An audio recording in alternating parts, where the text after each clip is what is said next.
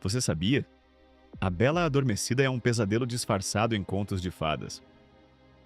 A maioria de nós conhecemos A Bela Adormecida como um conto infantil.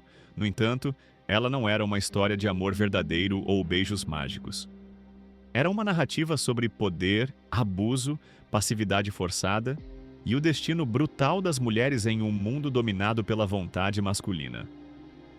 A versão mais antiga conhecida deste conto não foi escrita pelos irmãos Grimm, nem moldada pela delicadeza da Disney. Ela veio das sombras barrocas da literatura napolitana pelas mãos de Giambattista Basile, no século XVII, em sua obra Il Pentamerone, uma coletânea de contos populares publicada póstumamente em 1634. Nela, o conto aparece sob o título Sol, Lua, Itália. Sole, Luna, Itália. E esta é a história que foi praticamente apagada da memória coletiva. Por um motivo claro, ela é perturbadora. O Conto de Itália, um pesadelo disfarçado de conto de fadas. Era uma vez um grande senhor que foi abençoado com o nascimento de uma linda filha, a quem deu o nome de Thalia. O senhor mandou chamar sábios e astrólogos para prever o que o destino reservava para sua filha, e depois de se consultarem e fazerem seu horóscopo, eles disseram ao senhor que Thalia seria colocada em grande perigo por uma lasca de linho. O senhor, então, decretou que nenhum linho ou cânhamo, ou qualquer coisa do tipo, deveria ser trazido para a casa.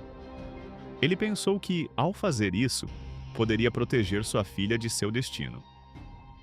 Um dia depois que Thalia cresceu e se tornou uma linda jovem, ela estava olhando pela janela quando viu uma velha passar, girando em um fuso.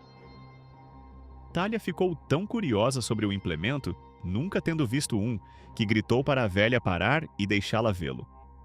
Thalia implorou para que a deixassem esticar o linho, mas assim que o fez, uma lasca de linho passou por baixo de sua unha e ela caiu morta. Quando a velha assustada viu o que tinha acontecido, ela correu rapidamente para fora da casa. Quando o infeliz pai ouviu sobre essa desastrosa reviravolta nos acontecimentos, ele ficou devastado. Ele colocou o corpo de Thalia em suas roupas mais bonitas e colocou-o sobre um estrado coberto de brocado. Incapaz de suportar a ideia de entregar o corpo dela ao chão, ele colocou o trono em uma sala palaciana em uma de suas propriedades rurais e então abandonou a propriedade para sempre. Depois de algum tempo, um rei estava um dia caçando na floresta perto da propriedade, e seu falcão escapou dele e voou pela janela do palácio. Ele não voltaria quando ele o chamou. Então o rei enviou um servo para bater na porta do palácio, pretendendo pedir o retorno do pássaro. Não houve resposta na porta, e a casa estava trancada. Então o jovem rei finalmente disse a seus servos que ele mesmo escalaria o muro e entraria pela janela para resgatar o pássaro. Então ele subiu e vagou pelo palácio de cômodo em cômodo, mas não encontrou nada nem ninguém. Por fim, ele chegou a uma grande e bela sala de estar, onde encontrou uma garota encantadora que parecia estar dormindo. Ele a chamou, mas ela não acordou.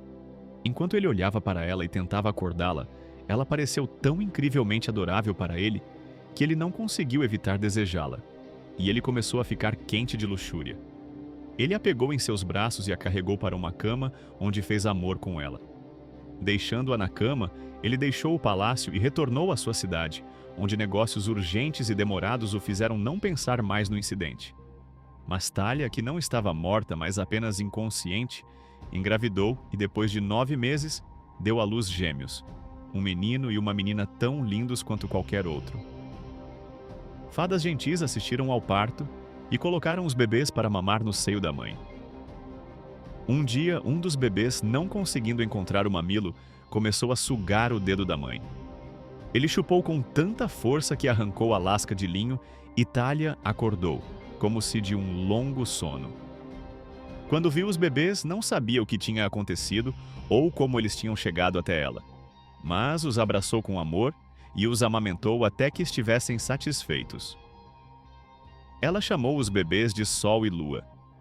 As fadas gentis continuaram a atendê-la, fornecendo-lhe comida e bebida, que pareciam entregues por servos invisíveis. O rei finalmente se lembrou de Thalia e pensou consigo mesmo que voltaria ao palácio na floresta para ver se a adorável dama ainda estava dormindo lá. Dizendo que iria caçar, ele viajou até o local e ficou muito feliz ao encontrá-la acordada e com 2 crianças encantadoras. Ele contou a Thalia quem ele era, o que tinha acontecido e como ela tinha se tornado mãe sem saber. Enquanto conversavam, ambos perceberam que estavam formando um vínculo mais forte de amizade e amor. E depois de alguns dias, quando chegou a hora do jovem rei partir, ele prometeu voltar para buscá-la em breve e trazê-la para seu reino. Enquanto viajava de volta, ele descobriu que estava de fato desesperadamente apaixonado por Thalia e seus 2 filhos, e ele mal conseguia dormir pensando neles. E quando dormia, ele gritava seus nomes em seus sonhos. Agora o jovem rei já tinha uma esposa, que ficou desconfiada quando ele não retornou por vários dias da caçada. E ouvindo-o chamar nomes estranhos em seu sono, ela foi tomada pela raiva e ciúmes. Ela chamou o secretário do rei para ela e disse: "Você está entre a cruz e a espada, jovem. Se você trair seu rei e me disser quem é sua amante, eu lhe darei riquezas além dos seus sonhos mais loucos. Mas se você não me disser, sua vida não valerá nada, pois eu o matarei." O secretário estava cheio de medo, mas no final ele valorizou sua própria vida acima da honra.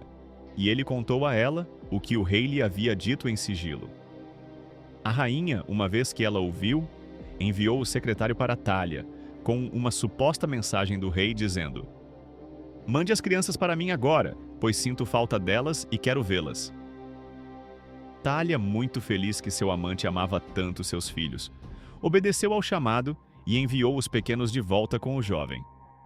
A rainha, odiando ainda mais as crianças quando viu o quão bonitas elas eram, levou-as para a cozinha e disse ao cozinheiro para mitá-las e prepará-las como pratos saborosos para a ceia do rei. O cozinheiro ficou horrorizado com a sugestão e, embora tenha concordado, ele secretamente levou as crianças para sua esposa e disse a ela para escondê-las. Então ele matou 2 cordeiros recém-nascidos e os cozinhou de várias maneiras deliciosas. Quando o rei chegou à mesa de jantar, a rainha com grande prazer pediu que os pratos fossem servidos ao marido. E, quando ele comeu com evidente prazer, sua alegria não teve limites, e ela continuou pressionando-o a comer mais, dizendo: "Você está comendo o que é seu." Depois que ela disse isso várias vezes, o rei começou a ficar irritado com ela, sem saber de sua insinuação, e ele finalmente disse com raiva: "Eu sei muito bem que estou comendo o que é meu, porque você não trouxe nada com você para esta casa." E ele se levantou e saiu furioso, ficando por vários dias em uma vila próxima para superar sua raiva. Enquanto isso, a rainha despachou o secretário para buscar Thalia ela mesma, enviando uma mensagem falsa do rei de que ele ansiava por ela e não podia, mas suportar se separar dela. Thalia obedeceu com prazer, e ela mesma sentiu um grande desejo de estar com seu senhor, que era tão amoroso e gentil com ela. Mas imagine seu horror quando foi levada à rainha, cujo rosto estava queimando com ódio apaixonado. A rainha disse a ela: "Você é a prostituta que tem aproveitado meu marido? Prepare-se para ser bem-vinda no inferno, porque você logo irá para lá." Thalia tentou argumentar com ela, dizendo-lhe como aconteceu que ela se tornou amante do rei, enquanto ela dormia. Mas a rainha apenas riu em descrença e ordenou que uma grande fogueira fosse acesa no pátio do palácio e que Thalia fosse jogada nela. Thalia, ganhando tempo, ajoelhou-se diante da rainha e pediu como último pedido que lhe fosse permitido tirar suas ricas vestes antes de ser lançada ao fogo. A rainha não sentiu pena da pobre Thalia, mas notou que o vestido de Thalia era muito bonito e incrustado de joias. Então concordou que Thalia deveria ter permissão para se despir, pensando que ela ficaria com as vestes para si depois. Thalia começou a tirar suas roupas muito lentamente. Conforme ela tirava cada vestimenta, ela gritava, e lágrimas rolavam por suas bochechas, pensando nos horrores que ela estava prestes a suportar. E com cada vestimenta, seus gritos ficavam mais altos e mais comoventes. O rei estava retornando ao palácio após sua ausência, e ele ouviu os gritos. Seguindo o som, ele se deparou com a rainha e a chorosa Thalia, que agora havia removido tudo, exceto sua camisola. Ele exigiu uma explicação após o que a rainha relatou, que ele havia comido seus próprios filhos sem saber, e que sua amante estava prestes a ser queimada como uma prostituta. Quando o miserável rei ouviu o que havia acontecido, ele ficou fora de si de tristeza, chorando. Como eu pude comer meus próprios bebês doces? Por que minhas veias não gritaram em reconhecimento? Mulher venenosa e má! Como você pôde fazer uma coisa tão terrível?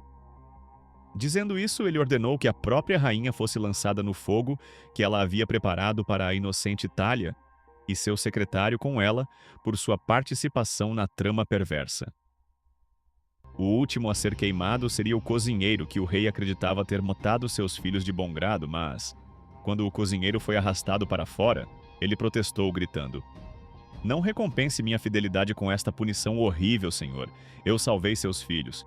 Eles não estão mortos, pois eu os escondi com minha esposa." O rei alegre respondeu: "Se o que você diz é verdade, você será recompensado como nenhum homem jamais foi recompensado antes."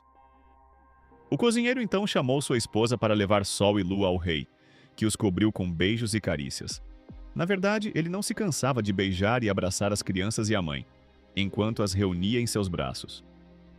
Ele deu ao cozinheiro uma rica recompensa e o tornou um cavalheiro. E claro, ele se casou com Thalia, que viveu uma vida longa e feliz com seu marido e filhos, sempre sabendo muito bem que a pessoa que é favorecida pela fortuna tem boa sorte mesmo dormindo. A história termina com a moral, uma frase que hoje carrega um tom irônico e perverso. Essa versão antiga é tão desconfortável quanto simbólica. Diferente das versões mais modernas, onde a heroína está adormecida por uma maldição e acorda pelo amor verdadeiro, Thalia não tem escolha, nem voz, nem consciência do que lhes acontece. Seu corpo é possuído e tomado enquanto dorme, engravida, e desperta já mãe. Não há consentimento, não há defesa, não há justiça real. A interpretação moderna vê esse conto como uma alegoria do patriarcado opressor, da mulher silenciada e dominada, do destino que é arrancado à força por figuras de poder. Não é um conto de amor, mas um retrato nu e cru da violência contra a mulher travestida de encanto. E o mais perturbador, essa história era contada como entretenimento. Historiadores apontam que Basile baseava-se em contos populares do sul da Itália, muitos dos quais remontavam à tradição oral medieval. Nessas histórias, o sono ou morte aparente eram comuns, mas também havia ecos de histórias reais de jovens mulheres trancadas em torres, desacreditadas, usadas como moeda política ou vítimas de sequestros e abusos. Na própria Itália renascentista, havia registros de nobres que aprisionavam filhas para protegê-las da luxúria, ou forçavam casamentos com homens mais velhos e poderosos. Algumas famílias mantinham filhas enclausuradas até o casamento, não em torres de conto de fadas, mas em conventos e quartos trancados. A imagem da mulher adormecida, passiva, enquanto o homem detém o poder, era um reflexo cruel da realidade da época. E é por isso que o conto de Basile não era chocante para seus contemporâneos. Era apenas uma metáfora, exagerada, da vida real. Com o passar dos séculos, a história foi suavizada. Charles Perrault, na França, removeu o escárnio e acrescentou o beijo. Os irmãos Grimm limaram os excessos e tornaram o sono uma maldição mágica, não fatal. E a Disney transformou tudo em música, dança e luz. Mas o eco de Thalia ainda vive nos bastidores da cultura popular, como um lembrete sombrio de que nem todo era uma vez nasce do encantamento. Às vezes, nasce do medo, do silêncio e da necessidade de esconder a verdade. A Bela Adormecida, Giambattista Basile Sol, Lua Itália. Sole, Luna Itália. Bom, chegamos ao final de mais uma bela história. Lembrando, se gostou do conteúdo, curta, compartilhe e deixe seu comentário, pois assim estará ajudando bastante nosso canal. Até a próxima!